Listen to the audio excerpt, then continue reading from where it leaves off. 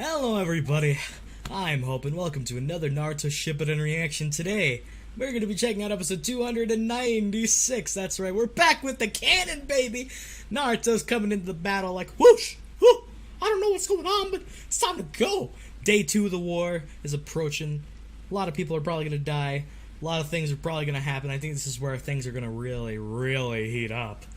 But, you know, let's just see what the hell's going to happen next. But before we jump into the episode, I just want to say that if you want access to early videos, full-length ones, and other bonus stuff, you can over at my Patreon page. Link is in the description below, or in the pinned comment down below as well. So, without further ado, let's jump into the episode. Naruto's gonna enter the battle and kick some ass. Gonna shove Rasengan up Kabuto's toes. Yeah.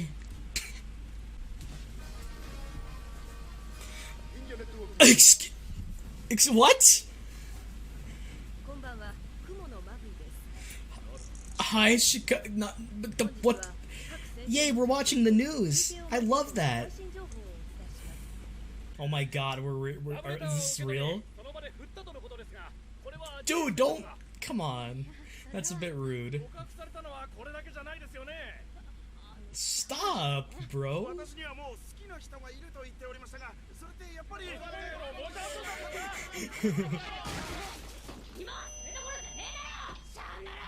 Bro.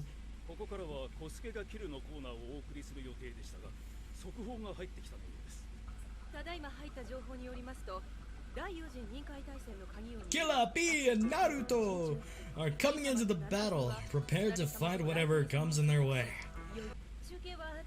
Are we gonna cut to him, please? I wanna see it. Oh no.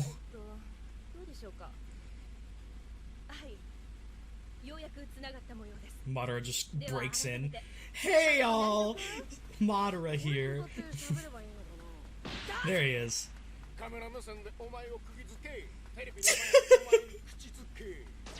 Oh my goodness me. Ooh. Oh my. B's getting frisky. Yeah, that'sいつまでも追いかけてるあなたの残像を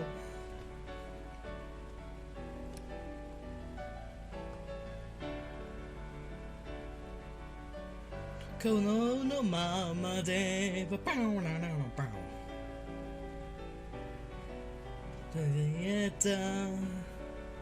Minato vs. Killer B and the right Kage was fire.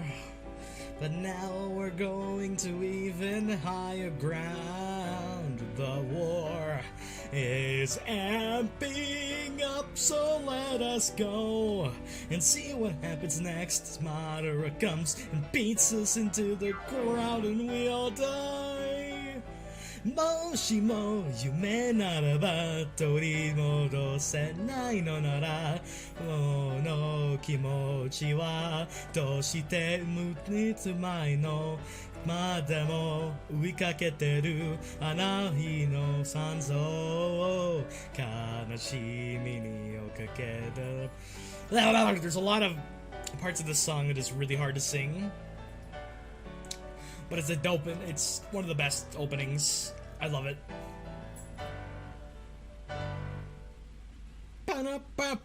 Finally, we're here, guys. We're back in the oh yes, Naruto enters the battle. Let's go. And there's Madara with all his Jinchuriki, reanimated, of course.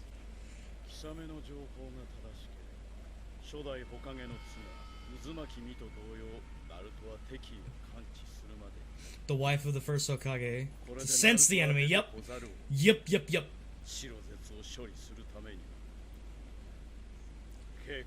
Got the battle with White Zetsu? Really? Oh no. Why do you have this disdain? I mean, it is Hashirama.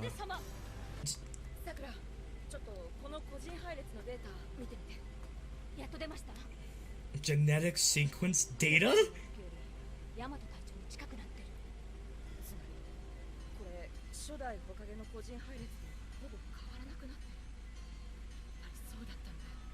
Yep, you're catching on.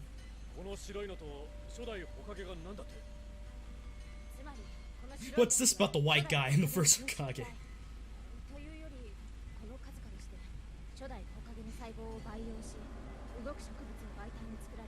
Yeah, cultivated, and now they're using mobile plants. Yeah, that's Zetsu's ability. Now they're extracting more of Hashirama cells from Yamato. I wonder what purpose that could serve. Unless they want to give, like, maybe Sasuke some Hashirama cells or something. Or just to make the clone stronger, fair enough.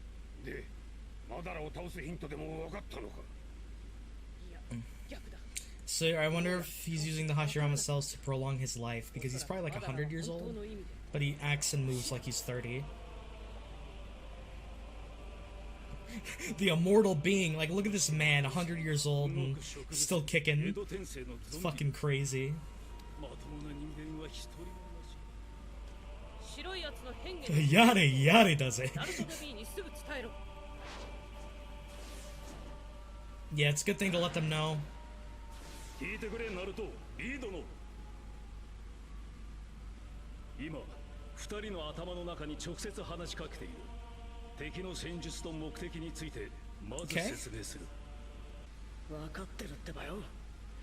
You got a huge target on your back, but Naruto's figured this out. Don't even think about negotiating with him, Naruto. Oh, Shikaku's like, don't talk no jutsu, this man. Damn! A truly evil man who covets the entire world. The skill to manipulate darkness in their souls. Yeah!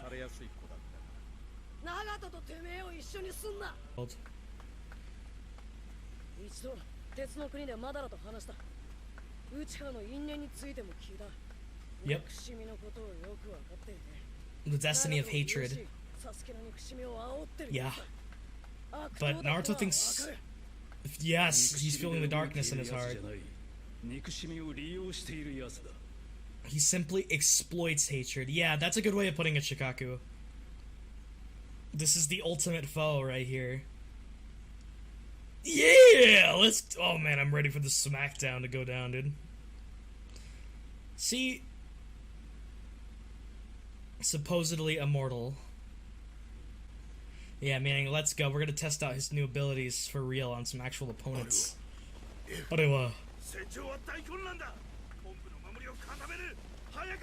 Yeah, one of them's a Zetsu. Yeah, boy! Naruto Rasengan!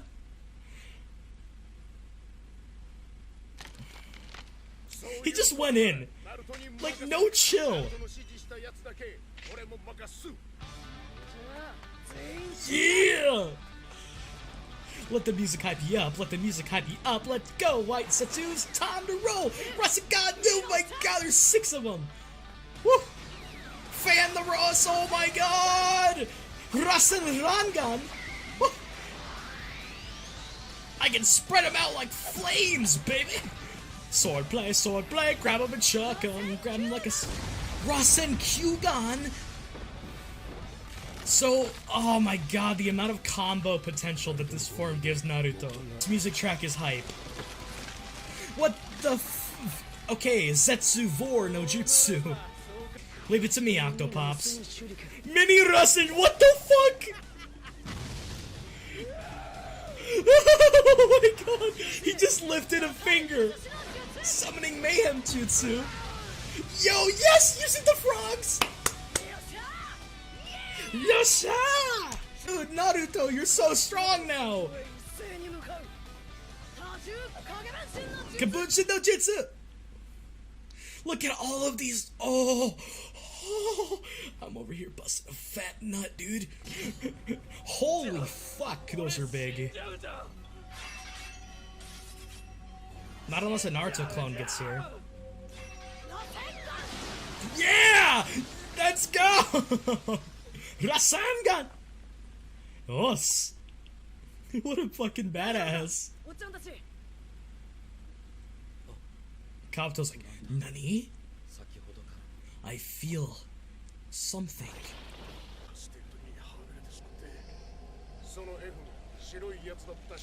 F was actually a white guy. He's like, wait a second, no way. It's like, time to run. I love if Naruto could just flick it on like a light switch now. It's pretty dope. But I'm gonna assume he's gonna get tired pretty often. Ooh. That's a lot of shinobi. How many of them are... Oh, no, we're back at Gaara!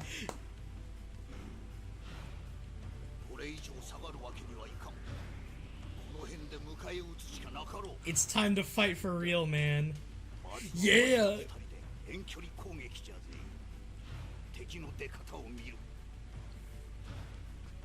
Ah, I can't wait to see Gaara fight, dude. And Shikaku backing him up. Oh my god, the sand is already out. It's ready to... Yeah, that's your son, alright.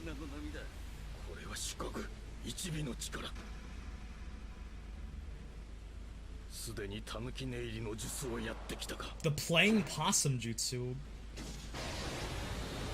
What? Go. You could turn the sand to gold? With the magnet style. Whoa. Hey. Cube jutsu. Oh, you bet your ass I have. Seriously, the particle style is so fucking cool. Oh my god, it's like a Kamehameha. How are they gonna counter each other though? Yeah, I'd say it's almost like it's been a long time. Sashiburi da. He's gone.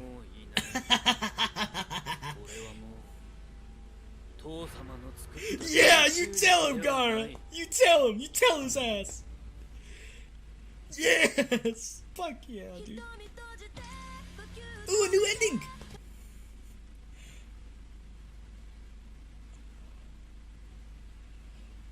He got it! Okay, this ending's already great.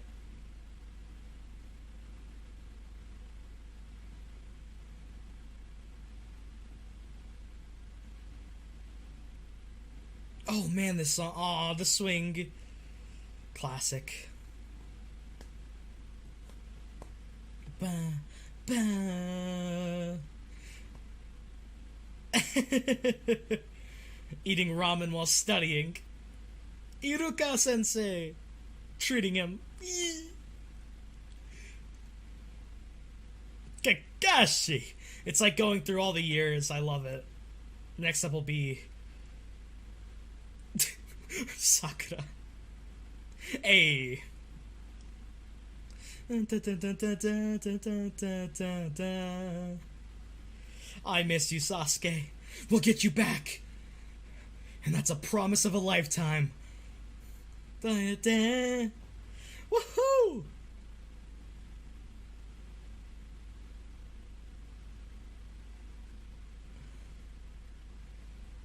Whoa. Oh man, that ending was already... Okay. I like this ending way better than the last one.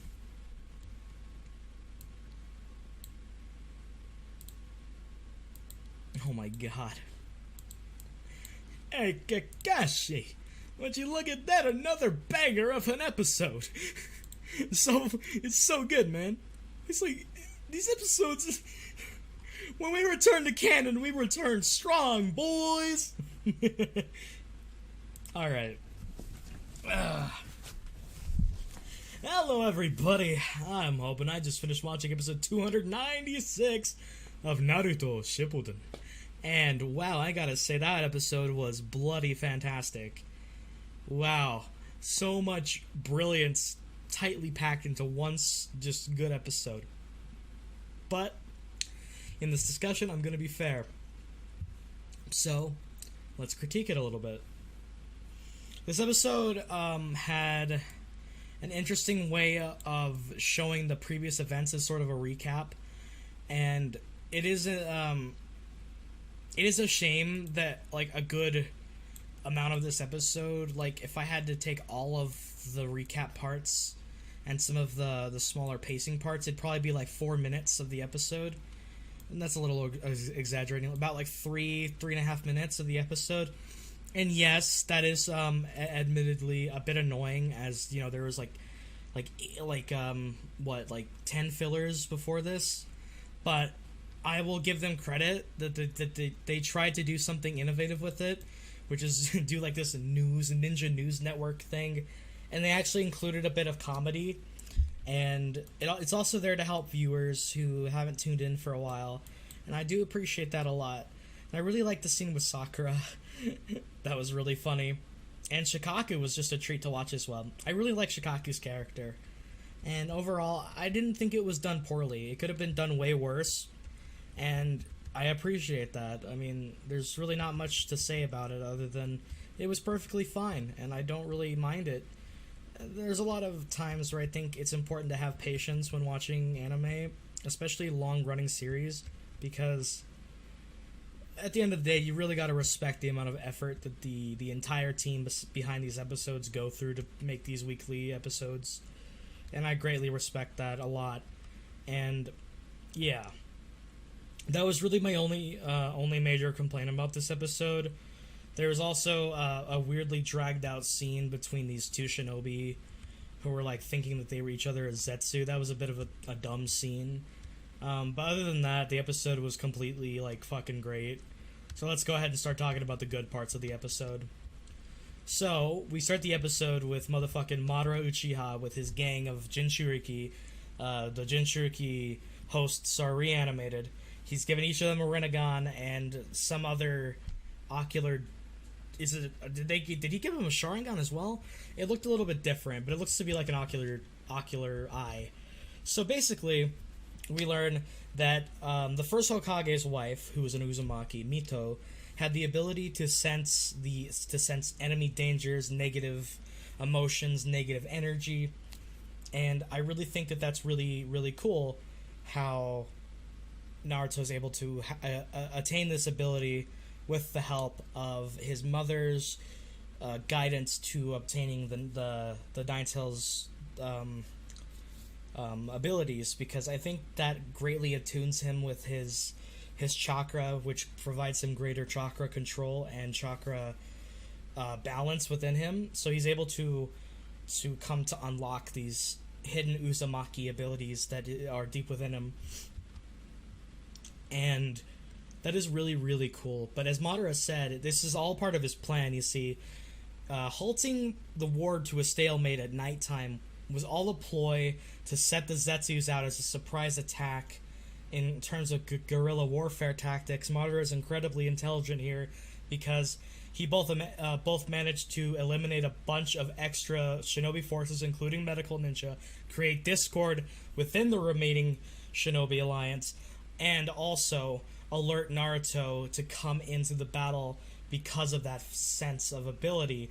And that's all thanks to Kasame's intel, which was another fact that Kasame was one of the most loyal Akatsuki members, and you really gotta give him a big W for helping Madara along with his plans. And Madara has declared that today the Senju's will of fire shall be extinguished. He's confident, and I think that might come to bite him in the ass a little bit. But when it comes to just how much he's done and how much he's prepared, I don't blame him for having this overconfidence in himself, because things are looking in his favor right now. But there's always the wild cards there. There are the wild cards that are Naruto, Sasuke as well. You don't know what he could do. He could betray, he could do whatever the fuck he wants. He can go renegade. You also have Itachi and Nagato, who, while they're under Kabuto's control, could lend a hand in some way. So there are some wild cards out there that could put a hindrance onto his plans. And there's also the matter of Kabuto's trump cards in both his abilities that we haven't learned of, and the remaining reanimated shinobi body in his in the coffin that we don't know of, who could possibly be Madara's brother, maybe the Sage of the Sixth Pass, but that wouldn't make sense. I really don't know who it is, so I'm just only spitballing there. But yeah, So that's really cool all around. It was also really cool to learn some more about the first Hokage's cells and how they're being used to basically create this infinite source of Zetsu power in an undead army. And it really makes you think, why was Hashirama's cells so special? What made him such a... I guess it's the fact that he created those jutsus with his own abilities, that it's because of that his cells contain the genetic material to understand that and be able to pull it off. I suppose that could be the answer, but it is very peculiar just how special Hashirama is in terms of his fucking cells, because they have provided a lot of good things on Madara's side, giving him a big advantage in a lot of ways, and it's very helpful that Yamato is being used to create even stronger Zetsus, as we get to see. And it is rather interesting to think about, you know? It was really interesting to see Tsunade acknowledge the fact that Madara is using his grandfather's her grandfather in such an annoying way, and I like how she actually commented on that and looked a bit bitter. And also the fact that she provided the intel that we're not really sure what can kill Zetsu, the real Zetsu, and what can kill Madara. So next up, we actually get to see Naruto and Killer Bee come to the battlefield with Shikaku, telling them of the White Zetsus and their abilities. And interesting enough, Shikaku actually tells Naruto that, hey, okay, you're gonna have to finish this battle fast. You will not be able to use your words or try to negotiate. This isn't like Pain or Nagato, whichever you prefer to call him. This is completely different. Madara is of a greater evil than we've ever thought before, and his evil isn't so much that it's his malice, it's the malice that he creates within others to further his own judgment and goals.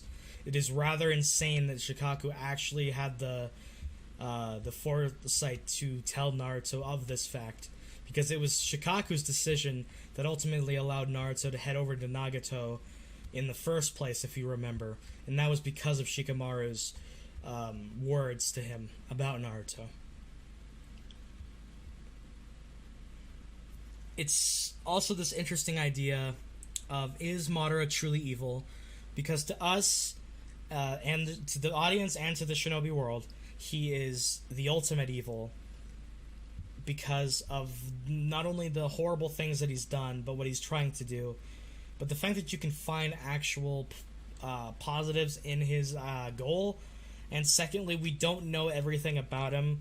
There still could be good in there. I don't think, like we've seen, no character is truly pure evil in this series, and I think that we're really going to capitalize on that fact later on, because they're displaying now, obviously, that no, they're trying to get us to agree with this, but I think Naruto has a second thought within himself because of it. I just love seeing Naruto's growth and his thinking and his ideology. It is so awesome to see, and it's something so underrated that people who call him a mid-MC need to just shut up about and actually try to understand what his character is about. It's not just Sasuke, Sasuke, Sasuke. That was a big part of it at one point, but his ideals have changed greatly, and it just so happens that achieving his goal could also bring Sasuke back. Naruto made a good point that he's the one fueling Sasuke's hatred as well, and I think that that's very interesting that we learned that Madara stated how he exploited the darkness within people's hearts, and that was like the only reason that Nagato was able to be persuaded so easily was because of what he's been through.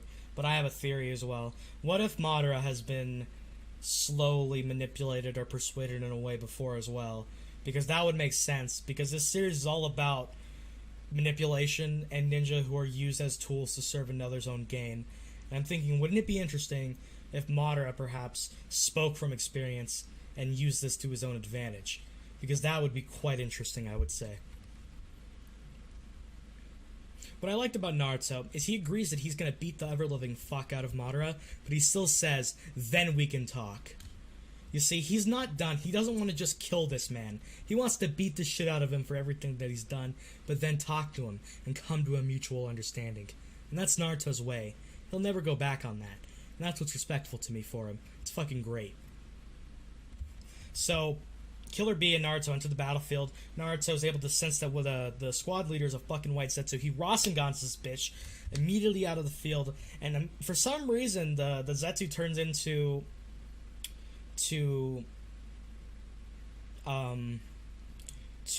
a tree. So the only thing I could think of is that if Naruto is loosely related to the Senju in a way, he might have some of Hashirama's cells within him in a very small quantity, and in that way maybe that counteracts the cells within the Zetsu and essentially neutralizes it into its base form, which is just a simple tree of wood.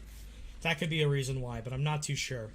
We got a great displaying of Naruto's new abilities here. He's become extremely powerful thanks to this power-up, and it's very much needed for this endgame of the series because he's able to manipulate the 9 tails to provide him with basically extra hands and extra support for launching different attacks. He's able to launch multiple Rasengans at once. He's able to do so many different things now. It's so cool, man. We had Rasen Rangan, which is... I just gotta see it again, I'm sorry. Just gotta say, too, the music was absolutely beautiful in this episode.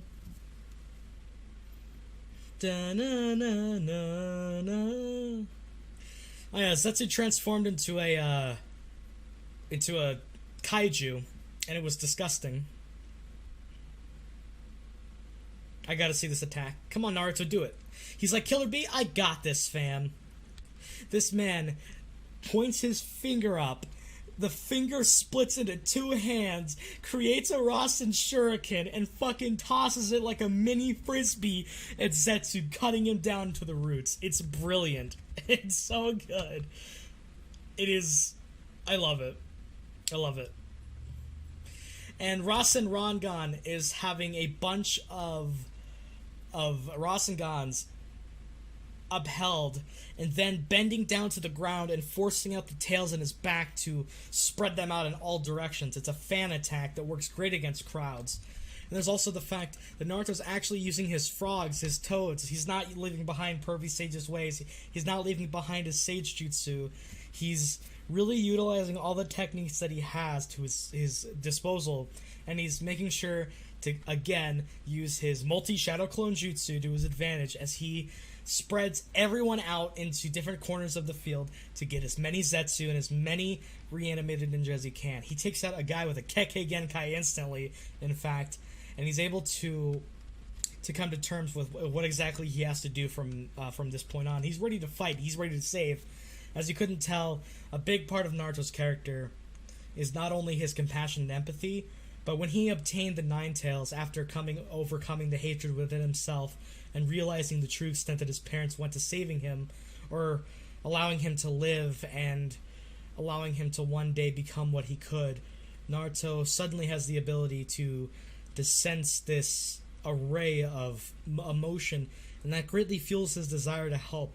It fuels his desire to save as many as he can, and it fuels his desire to stop this chain of hatred before it can consume the whole ninja world. And I think that is ultimately really cool. Like, I gotta say, it's fucking great. The last 5 episodes, the last 5 minutes of this episode featured Gaara and the Tsujikage back in the sandy area. They're ready to face off against the full reanimated Kage, as well as the Kage Genkai guy. Or is it 3 right? It's 3 reanimated Kage Genkai guy, who is also the Tsujikage's pupil.